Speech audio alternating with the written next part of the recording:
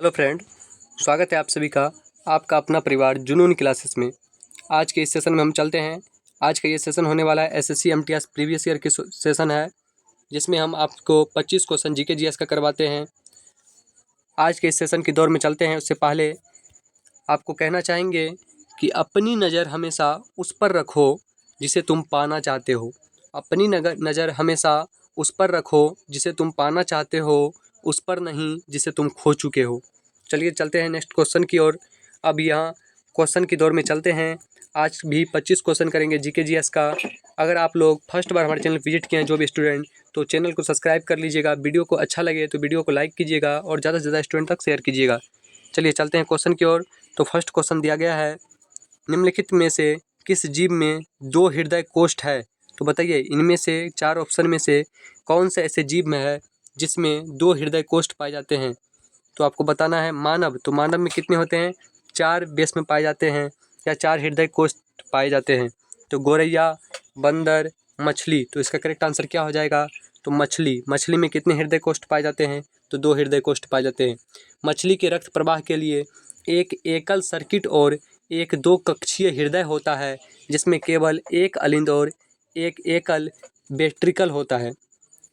Atrium रक्त इकट्ठा करता है जो शरीर से वापस आता है और वेंट्रिकल रक्त को गलफड़ों में पंप करता है। गलफड़ों में गैस का आदान प्रदान होता है और रक्त फिर से ऑक्सीजनित होता है। इसे गिल सर्कुलेशन कहा जाता है। नेक्स्ट क्वेश्चन की ओर चलते हैं। मौद्रिक नीति समिति का अध्यक्ष कौन है? तो बताइए मौद्रिक नीति समिति का अध्यक्ष कौन है? भारत का वित्त मंत्री, भारत का राष्ट्रपति, भारत का रिजर्व बैंक के गवर्नर, भारत के प्रधानमंत्री। तो इसका करेक्ट आंसर क्या हो जाएगा? तो भारतीय रिजर्व बैंक आरबीआई का गवर्नर मौद्रिक नीति समिति एमपीसी का अध्यक्ष होता है। तो इसका करेक्ट आंसर 3rd नंबर हो जाएगा। चलते हैं नेक्स्ट क्वेश्चन की ओर। नेक्स्ट क्वेश्चन है, ICC cricket of the year 2018 के लिए किसे सर गफिल्ड सोलबर्स ट्रॉफी से पुरस्कृत किया गया? स्टीवन स्मिथ, विराट कोहली, कने विलियम्स, जो रूट। तो किसे किया गया था? आपको बताना है। इसका करेक्ट आंसर क्या हो जाएगा? तो करेक्ट आंसर हो जाएगा Virat Kohli, 2 number. Next question की ओर चलते हैं। नेक्स्ट क्वेश्चन है, राज्य के स्वामित्व वाली पावर फाइनेंस कारपोरेशन ने सरकार को कितने करोड़ देकर आरईसी लिमिटेड में बहुमत हिस्सेदारी का अधिग्रहण किया? 10,000 करोड़, 12,000 करोड़, 16,500 करोड़, 14,500 करोड़। तो बताइए इसका करेक्ट आंसर क्या हो जाएगा?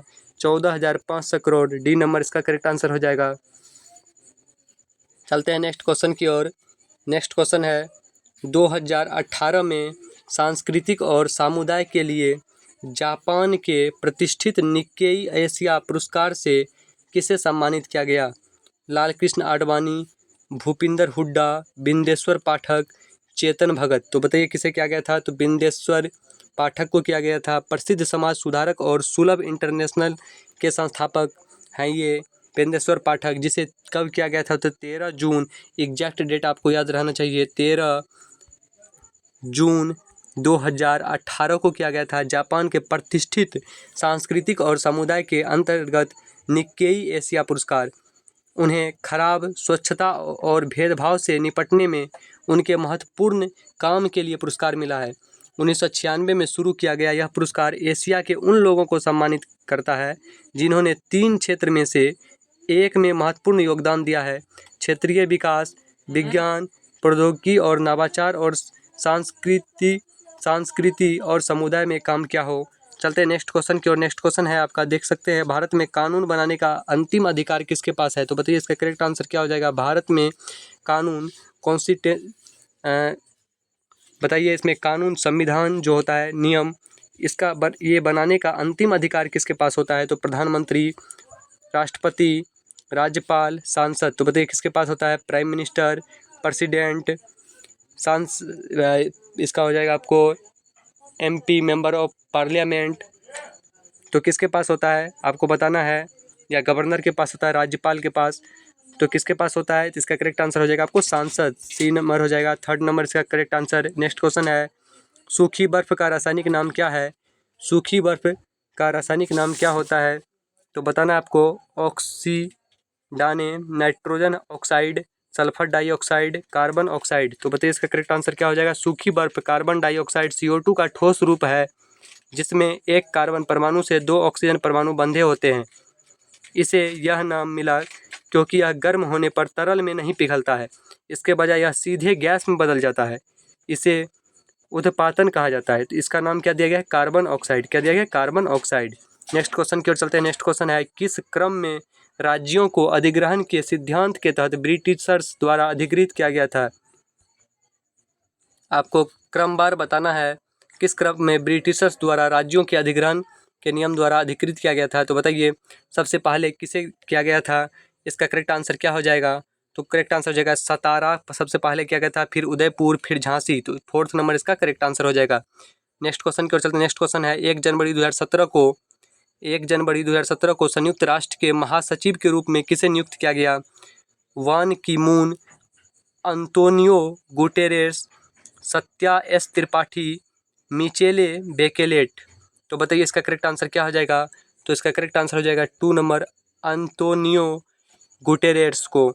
नेक्स्ट क्वेश्चन है, इनमें से कौन सी कर्नाटक की प्रसिद्ध कला है जो नृत्य, संगीत, संवाद, वेशभूषा, मेकअप और मंच तकनीकों को जोड़ती है और एक अद्वितीय अनुभूति पैदा करती है। तो बताइए कौन सा इसका करेक्ट आंसर हो जाएगा।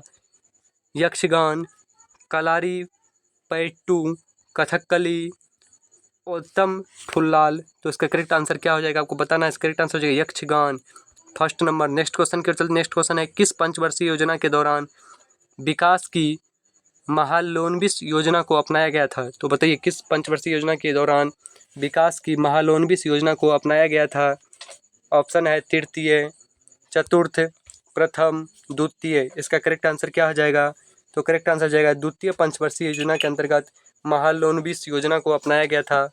नेक्स्ट क्वेश्चन है, राज्य का प्रमुख तथा भारत में सर्वोच्च औपचारिक प्राधिकरण कौन है। राज्य का प्रमुख तथा भारत में सर्वोच्च औपचारिक प्राधिकरण कौन है। प्रधानमंत्री, राष्ट्रपति, संसद, उपराष्ट्रपति। तो बताइए कौन होता है। तो इसका करेक्ट आंसर हो जाएगा 2 नंबर राष्ट्रपति। नेक्स्ट क्वेश्चन की ओर चलते हैं। नेक्स्ट क्वेश्चन है, डेंड्राइट और एक्सोन किस कोशिका के भाग हैं। तो बताइए डेंड्राइट और एक्सोन जो है यह किस कोशिका की भाग है। न्यूरॉन, नेफ्रॉन, श्वेत रक्तकण, लाल रक्तकण। तो इसका करेक्ट आंसर क्या हो जाएगा। इसका करेक्ट आंसर हो जाएगा न्यूरॉन। फर्स्ट को इसका ऑप्शन करेक्ट आंसर हो जाएगा। एक न्यूरॉन में 4 मूल भाग होते हैं, डेंड्राइट्स, सेल बॉडी, एक्सोन और एक्सोन टर्मिनल। नेक्स्ट क्वेश्चन की ओर चलते हैं। नेक्स्ट क्वेश्चन है, भारत के किस शहर में बहुकला परिसर स्थित है जिसे भारत भवन कहा जाता है। तो बताइए भारत के किस शहर में बहुकला परिसर स्थित है जिसे भारत भवन कहा जाता है, जिसका उद्घाटन 1982 में तत्कालीन प्रधानमंत्री श्रीमती इंदिरा गांधी ने किया था। लखनऊ, भोपाल, बंगलोर, पुणे। तो इसका करेक्ट आंसर क्या हो जाएगा। तो बताइए इसका करेक्ट आंसर आप लोग को बताना है। करेक्ट आंसर हो जाएगा भोपाल, 2 नंबर इसका करेक्ट आंसर हो जाएगा। भारत भवन मध्य प्रदेश की राजधानी भोपाल में एक स्वायत्त बहुकला परिसर और संग्रहालय है। नेक्स्ट क्वेश्चन है, द्वितीय पिछड़ा वर्ग आयोग को कहा जाता है। क्या कहा जाता है। द्वितीय पिछड़ा वर्ग आयोग को क्या कहा जाता है। मंडल आयोग, तेंदुलकर आयोग, नेहरू आयोग, अंबेडकर आयोग। तो बताइए द्वितीय पिछड़ा वर्ग आयोग को क्या कहा जाता है। इसका करेक्ट आंसर क्या हो जाएगा। तो इसका करेक्ट आंसर हो जाएगा 1st नंबर मंडल आयोग कहा जाता है। क्या कहा जाता है, मंडल आयोग कहा जाता है। चलते हैं नेक्स्ट क्वेश्चन की ओर। नेक्स्ट क्वेश्चन है, सोन नदी जो गंगा की सबसे बड़ी दक्षिणी सहायक नदी में से एक है किस राज्य में उत्पन्न होता है। तो बताइए सोन नदी जो गंगा की दक्षिणी सबसे बड़ी सहायक नदी में से एक है किस राज्य में इसका उत्पन्न या उद्गम स्थल कहाँ पे है, ये आपसे क्वेश्चन पूछा गया है। तो बताइए ऑप्शन इसका क्या हो जाएगा करेक्ट। ऑप्शन है असम, पश्चिम बंगाल, उत्तर प्रदेश, मध्य प्रदेश। तो इसका करेक्ट आंसर क्या हो जाएगा बताइए। सोन नदी का उद्गम कहाँ से होता है। तो इसका करेक्ट आंसर है मध्य प्रदेश में होता है। सोन नदी की उत्पत्ति मध्य प्रदेश के अनूपपुर जिले में अमरकंटक के पास होती है जो नर्मदा नदी की मुख्य धारा के पूर्व में है। तो सोन नदी कहाँ से उत्पन्न होता है, अमरकंटक से। कहाँ से होता है, अमरकंटक। कहाँ का, अमरकंटक से, मध्य प्रदेश का। MP में अमरकंटक नामक स्थान से अमर निकलता है। अमरकंटक से 3 नदियाँ निकलती है जिसको याद करने का आप ट्रिक याद कर सकते हैं, सोनम। तो इससे आपको याद हो जाएगा सोन नदी नर्मदा नदी, महानदी। चलते हैं नेक्स्ट क्वेश्चन की ओर। मीनाक्षी मंदिर किस राज्य में अवस्थित है?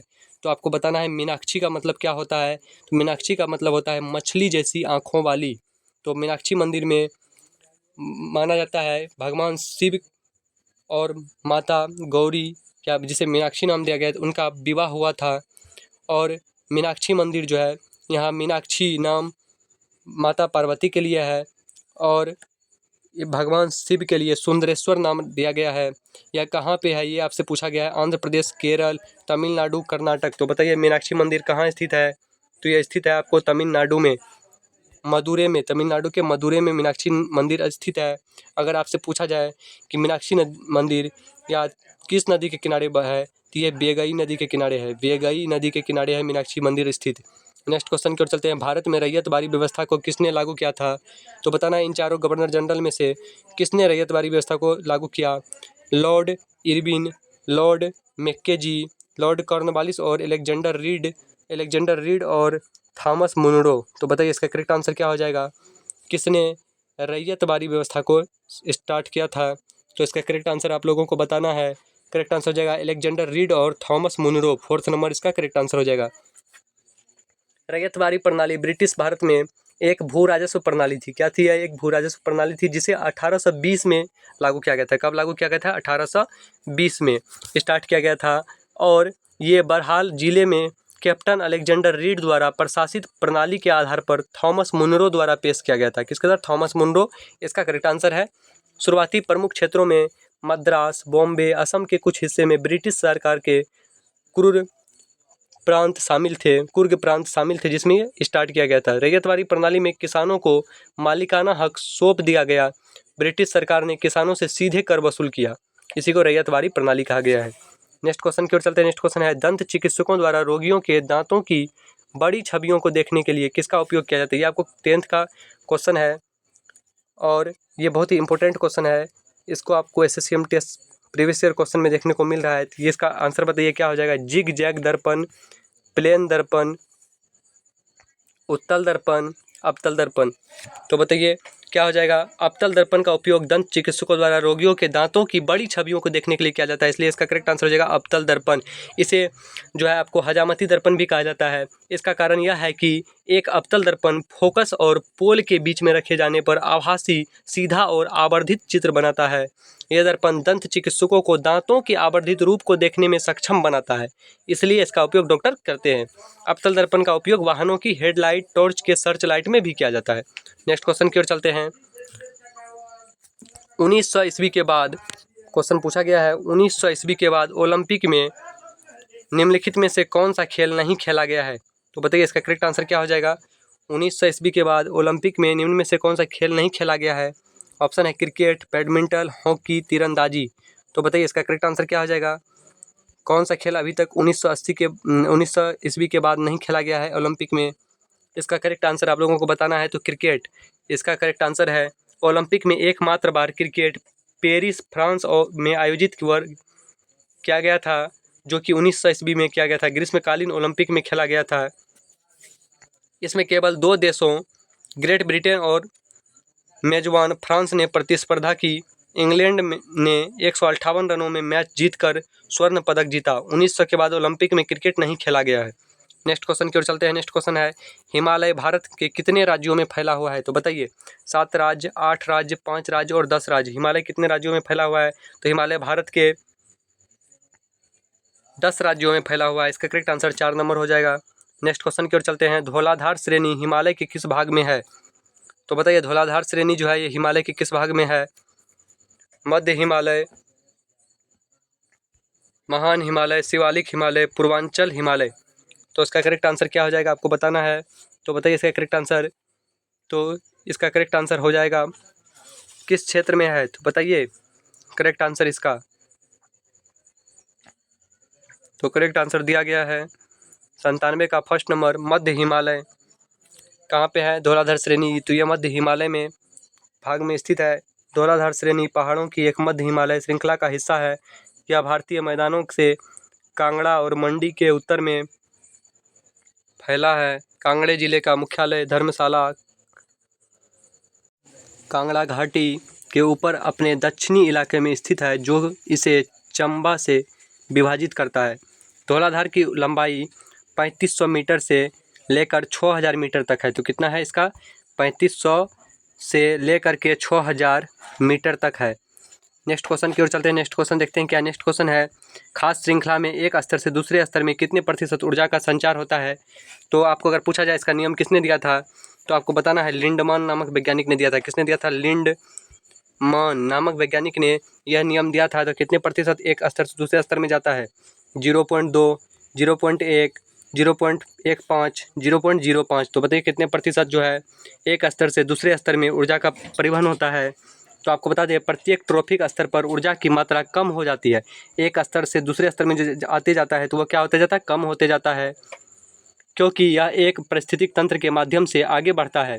किसी भी ट्रॉफिक स्तर पर ऊर्जा का 10% अगले स्तर तक स्थानांतरित हो जाता है, बाकी गर्मी के रूप में चयापचय प्रक्रियाओं के माध्यम से बड़े पैमाने पर खो जाता है। तो 10% का नियम किसने दिया था? लिंडमान नामक वैज्ञानिक ने। इसका आंसर करेक्ट क्या हो जाएगा?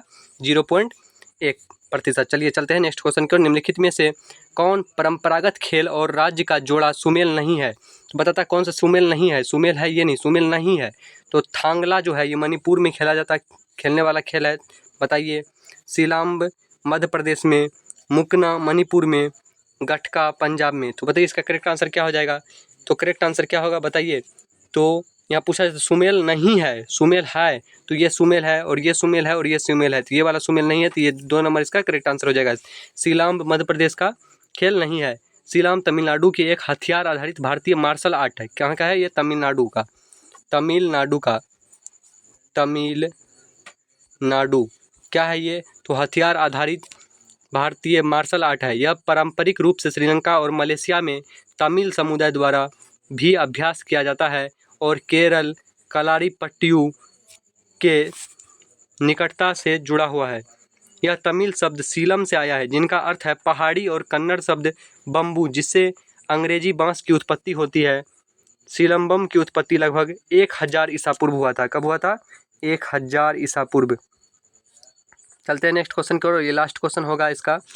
देखते हैं ना लास्ट क्वेश्चन क्या दिया है। लास्ट क्वेश्चन दिया है अलेक्जेंडर महान कब मरा? तो बताइए अलेक्जेंडर महान किसका नाम था? तो सिकंदर महान को ही अलेक्जेंडर द ग्रेट कहा जाता था। सिकंदर महान विश्व विजेता सिकंदर महान को क्या कहा जाता था? अलेक्जेंडर द ग्रेट कहा जाता था। वही आपसे पूछा गया है। तो सिकंदर का जन्म कहाँ हुआ था? कहाँ हुआ था सिकंदर का जन्म? तो बेबीलोन में इसकी मृत्यु हुआ था, बेबीलोन में। अगर आपसे पूछा जाए सिकंदर के गुरु का नाम क्या था? तो सिकंदर के गुरु का नाम था अरस्तु। अगर आपसे पूछा जाए सिकंदर के पिता का नाम क्या था? तो फिलिप। क्या नाम था? फिलिप। और सिकंदर जो है ये इसे विश्व विजेता के नाम से जाना जाता है, क्योंकि ये बहुत सारे देशों पर विजय प्राप्त कर लिया था और भारत पे विजय करने आया था। उसी समय इसका भारत पे जो आक्रमण हुआ था उसके बाद उस 3 वर्ष बाद इनका मृत्यु हो गया था। तो बताइए सिकंदर महान की मृत्यु कब हुआ था? तो 327 BCE, तो 327 ईसा पूर्व, और 326 ईसा पूर्व में इसने भारत पर आक्रमण किया था। अलेक्जेंडर द ग्रेट युवा मैसिडोनिया सैन्य प्रतिभा जिसने पूर्वी भूमध्य सागरीय से भारत तक फैले एक साम्राज्य की स्थापना की। उसकी वर्तमान इराक में 323 ईसा पूर्व में बेबीलोन में मृत्यु हो गया था। कहाँ हुआ था? बेबीलोन में इसकी मृत्यु हो गई थी। अलेक्जेंडर की मृत्यु के संभावित कारणों में अल्कोहलित यकृत रोग, बुखार और स्ट्राइकनिंग विषाक्त शामिल थे, लेकिन इस विषय में प्रमाणिक जानकारी उपलब्ध नहीं है। ये इस सेट का लास्ट क्वेश्चन था। अगर आप लोगों को सेशन अच्छा लगा हो तो चैनल को सब्सक्राइब अभी तक नहीं किए हैं तो चैनल को सब्सक्राइब कर लीजिए, वीडियो को लाइक कर लीजिए और बेल आइकन को भी प्रेस कर लीजिए, ताकि इस चैनल के माध्यम से जितना भी आप लोगों को क्वेश्चन पेपर या प्रैक्टिस सेट या मॉक टेस्ट दिया जाएगा, और जितने भी एग्ज़ाम का आपको सिलेबस बतलाया जाए, एग्ज़ाम के बारे में डिस्कशन किया जाएगा, तो वो सभी का नोटिफिकेशन आपको सबसे पहले प्राप्त हो। मिलते हैं फिर नेक्स्ट वीडियो में। कहा गया है अपनी नज़र हमेशा उस पर रखो जिसे तुम पाना चाहते हो। अपनी नज़र हमेशा उस पर रखो जिसे तुम पाना चाहते हो, उस पर नहीं जिसे तुम खो चुके हो। तो चलिए मिलते हैं फिर नेक्स्ट वीडियो में। तब तक के लिए जय हिंद, जय भारत।